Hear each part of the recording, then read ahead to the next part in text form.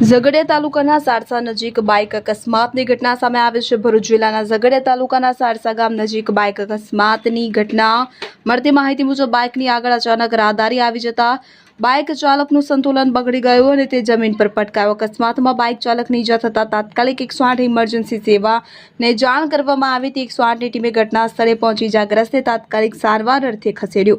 Bike ચાલક ભરૂચ તાલુકાના ઉમરલા ગામનો રહેવાસી હોવાનું જાણવા મળ્યું છે। અકસ્માતને પગલે આસપાસના લોકોએ ઘટના સ્થળે ભીડ એકત્રિત થઈ હતી।